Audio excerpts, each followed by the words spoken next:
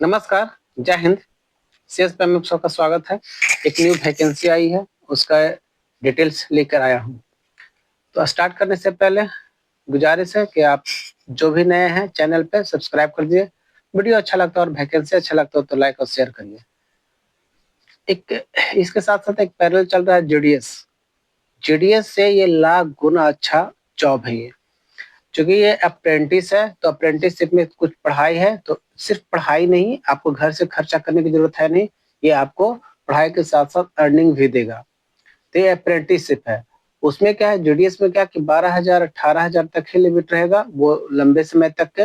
ये 2-3 साल तक ही अप्रेंटिस चलती है, अप्रेंटिस के बाद आपका कन्फर्म जॉब है। मैं एक छोटा-सा 1 लाइन की मैं 1 सेकंड का एक कहानी बताता हूँ। 16-17 में ग्रुप डी का है जो कि एग्जामिनेशन दिया था रेलवे।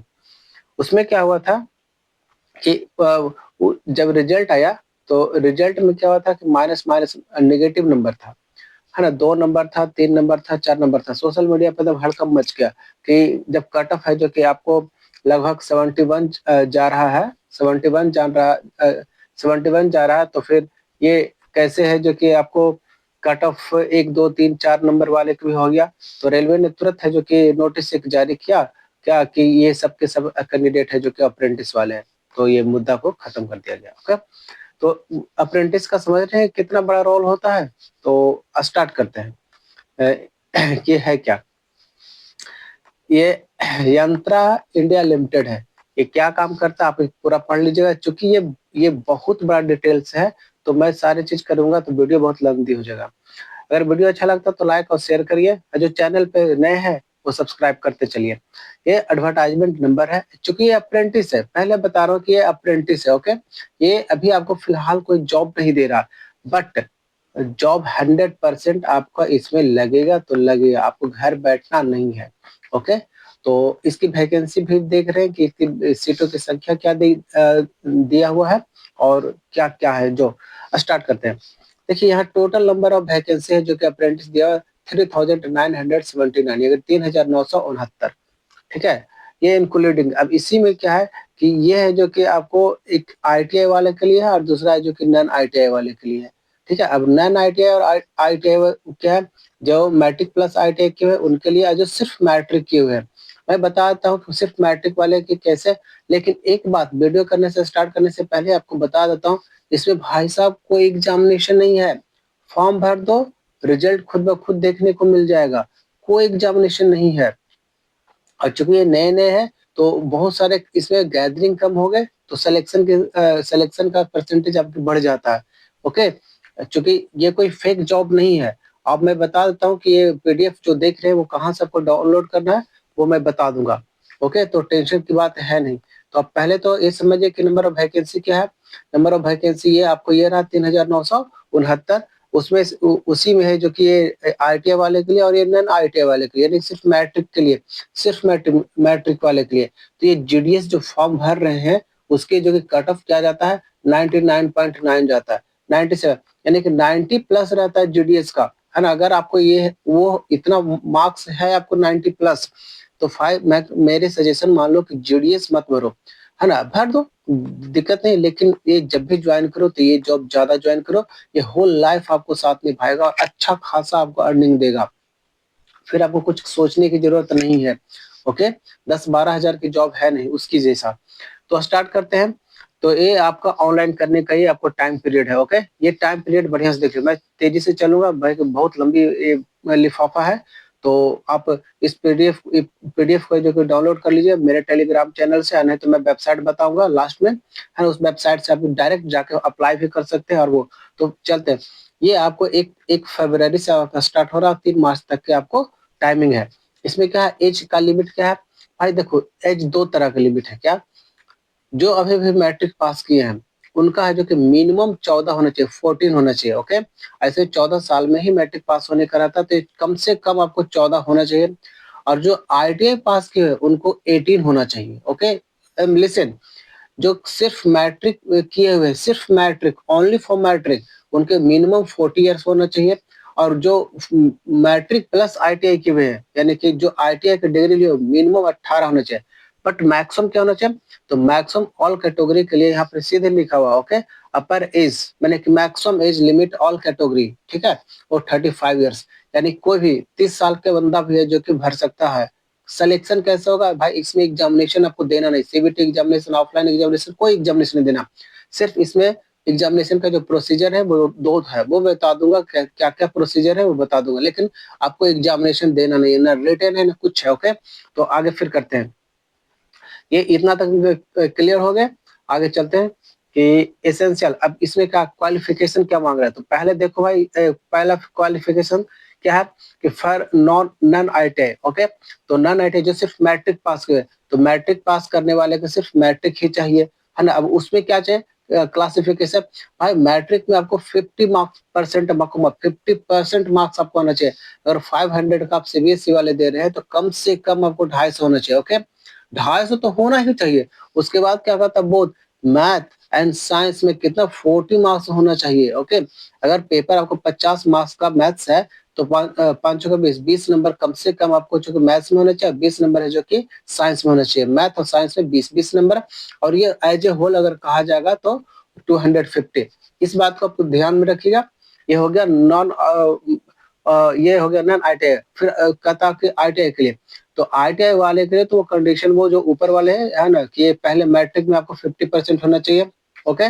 उसके बाद फिर है जो कि 50% आपको आईटीआई जो डिग्री लिए हुए हैं उसमें भी 50% होना चाहिए, कि एज टोटल है जो कि एज ए होल, किसी एक सब्जेक्ट में किसी एक विषय में नहीं, टोटल टोटल। अगर आप 500 को दे हैं या कोई 700 का दे रहा है तो इसका 305 50% हो गया 350, इसका होगा कितना 250।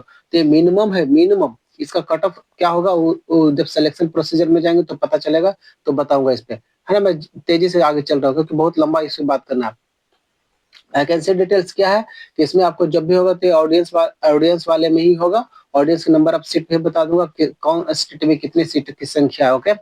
अब इसमें ये कह रहा है क्या कि एक आदमी के लिए सिर्फ एक ही फॉर्म भर सकता है, ओके। आप ऐसा नहीं है कि आप आईटीआई किए हुए हैं और मैट्रिक भी किए तो सिर्फ मैट्रिक पे अलग भर दे और आईटीआई के लिए नहीं। आप आपको जो कैलकुलेट किया जाएगा एज आईटीआई आईटीआई पे ही आपको कैलकुलेट किया, आप दो फॉर्म नहीं भर सकते, नहीं तो दोनों को रिजेक्ट करने की संभावना बढ़ जाएगी, ओके। अब हाउ टू अप्लाई में आप आइए, तो अब मैं जो बता रहा था कि किस वेबसाइट से आपको करना है, तो ये वेबसाइट है, ओके। इस वेबसाइट पे आप जाइए डायरेक्ट, आप इस पे जो कि आप फॉर्म भरिए, पीडीएफ डाउनलोड करिए, जो पढ़ना है पढ़िए, जो आपको करना है करिए। ये आपको आपको वेबसाइट है, या तो मेरे टेलीग्राम पे लिंक भी पड़ा हुआ है और ये पीडीएफ भी पड़ा हुआ है, आप उसे डाउनलोड करके कर सकते हैं, जो आपको इजी लगता है वो करिए, ओके। अब इसमें क्या कहता है कि सबसे पहले आपको जो कि क्या क्या पेपर आपको जो कि रखना पड़ेगा ऑनलाइन के टाइम में।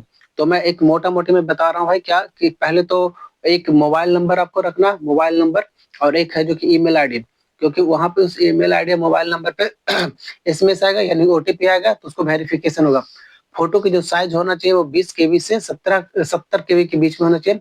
कलर फोटो होना चाहिए, ओके, ब्लैक एंड व्हाइट नहीं, कलर फोटो। उसकी जो कि साइज का इमेज ये है। उसका फिर इंग्लिश सिग्नेचर या तो सिर्फ ब्लैक से करोगे या तो ब्लू पेन से करोगे, और उसका है जो कि जो सिग्नेचर है उसकी जो कि साइज होना चाहिए 20 केबी से 30 केबी, ओके। ये भी कलर में ही होना चाहिए। आधार नंबर है अगर है तो बेहतर है, अगर नहीं है तो जो 14 नंबर का इनरोलमेंट नंबर है वो भी, उससे भी काम चल जाएगा, ओके। ये सारे को जो कि आपको अपलोड करना है, ओके। अब क्या क्या अपलोड करोगे, स्कैनिंग आधार कार्ड है, अगर नहीं है तो फिर वही जो आप 14 नंबर का वो दे रहे हो वो आपको करना है। मैट्रिक का है जो कि मार्कशीट, ठीक है, ये आपको दिया हुआ मार्कशीट, ओके, सर्टिफिकेट नहीं मार्कशीट। आईटीआई है तो आईटीआई का है जो कि ट्रेड वाले जो है वो आपको मार्कशीट चाहिए। सेमेस्टर देखो, semester shift for all semester, वैसे मार्कशीट देना जिसमें सारे सेमेस्टर का है जो कि उसमें शो हो सके। अब यहाँ पर क्या दिया रहा, provisional certificate, okay, trade trade certificate, उसका फिर एनसीवीटी एससीवीटी जो पासिंग है तुम्हारे पास, जो जो सर्टिफिकेट है वो सब। एससी एसटी ओबीसी, अगर आप कोई क्लेम करे हो ईडब्ल्यूएस की यहाँ पर बात है नहीं, एससी एसटी को तो सिर्फ कास्ट से काम होता है, और ओबीसी वाले को जो कि एनसीएल नॉन क्रिमिनली चाहिए, ओके, ये आपको देना पड़ेगा। अगर आप फिजिकल डिसेबिलिटी में आते हैं तो वो जो कंप्लीट होता है मेडिकल रिपोर्ट वो आपको शो करना पड़ेगा। ये अपलोड करने की बात है, ये ऑनलाइन टाइम में ये आपको पास रखना पड़ेगा, इतना चीज, ओके। इलीगल डॉक्यूमेंट अगर दोगे तो रिजेक्ट कर दिए जाओगे, है ना। ये सब झमेला मत फंसे हो कहीं भाई, ठीक है। डुप्लीकेट चीज से कभी काम नहीं चलता है। ओके, ये सब हो गया। अब है जो कि क्या कहता है वनली एक्सेप्टेड। अब इसमें एक चीज दिया हुआ है क्या कि आधार कार्ड है, ठीक है, नहीं है तो फिर 14 डिजिट का ये एनरोलमेंट नंबर चाहिए। अब यहाँ कहता है क्या, एक यहाँ पे कंडीशन क्या है कि यूनाइटेड टेरिटरी हो गया, जम्मू कश्मीर हो गया, लद्दाख हो गया और मेघालय और असम, ऐसे ऐसे स्टूडेंट को अगर नहीं है आधार तो उसके जगह पर फिर ये आपको इतना चीज आपको चाहिए, voter ID, password, PAN card, licence, है ना। आधार के जगह पर ये आप दोगे। ओके, और दोगे और उसमें वेरिफिकेशन का टाइम में ये आपको चाहिए ही चाहिए। ओके, प्रोविजनली ये सब चाहिए। इतना हो गया, ये चाहिए। अब मोड ऑफ सिलेक्शन, अब सिलेक्शन कैसा होगा जो है, तो सीधे मैं इतना नहीं पढ़ता हूँ, मैं डायरेक्ट यहाँ आ जाता हूँ।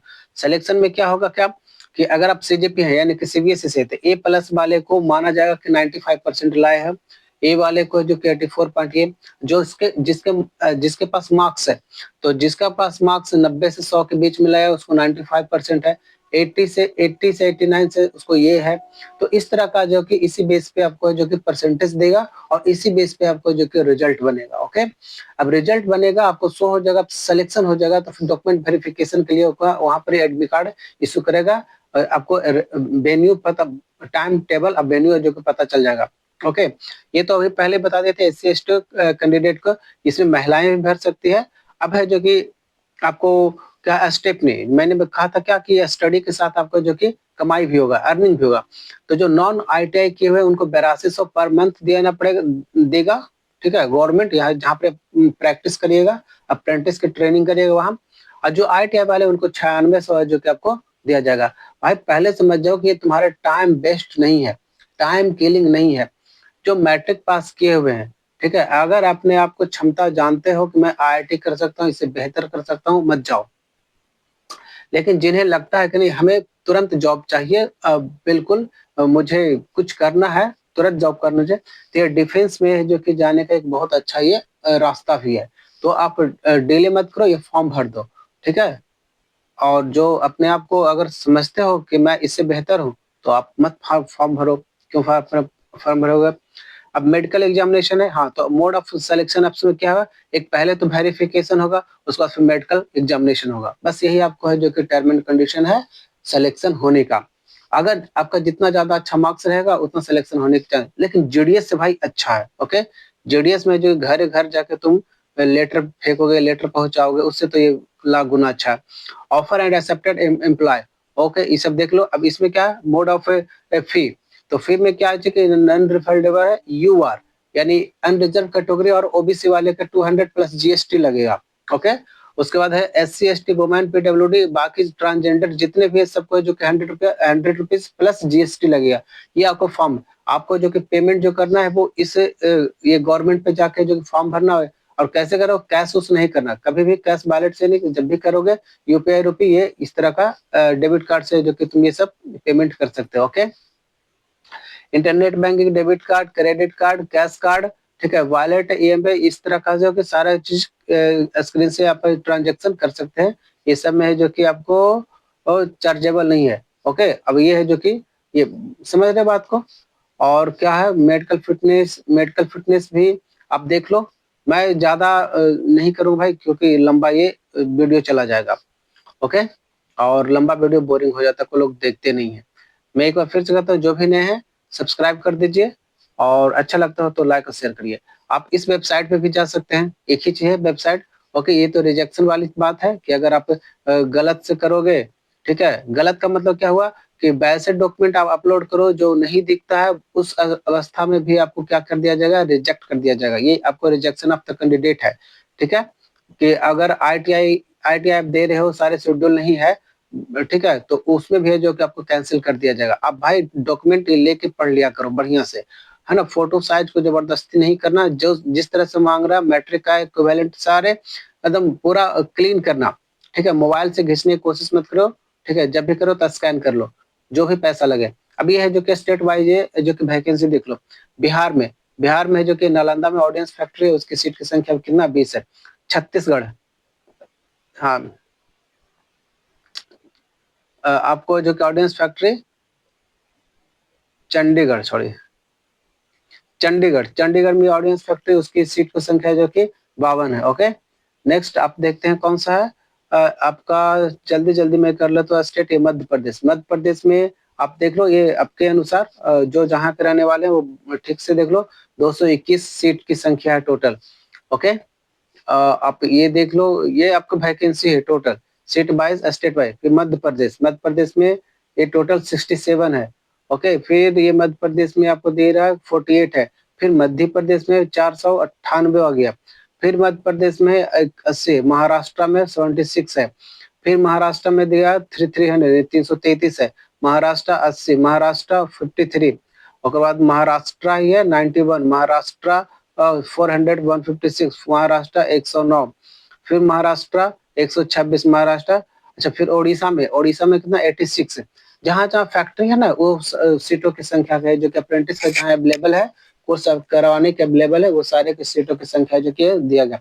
तमिलनाडु है, तमिलनाडु का भी लोग देख लो कि ये 88 है। ओके, इसमें सीटों की संख्या कितना है, 88 है।